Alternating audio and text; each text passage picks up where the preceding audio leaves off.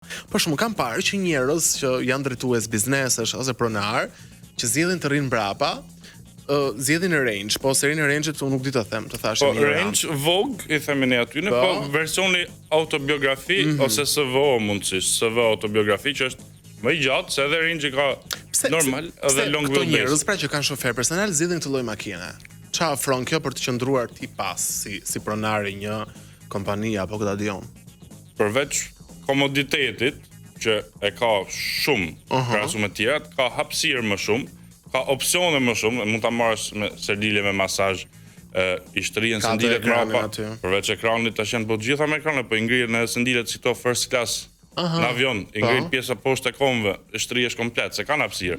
Prandaj pra shumë biznesmen zgjedhin këtë lloj. Ose Maybach GLS 600, për ta shfuar edhe ato ka si ato janë me dy ngjyra zakonisht 2 tonë, në gjysmë e lartë janë ngjyrë tjetër, edhe ato zakonisht është makinë 7 vençe, kur e bëjnë Maybach e bëjnë 4 vençe, që të lirojnë hapësirë edhe për këto CEO ose pronar të mëdhej.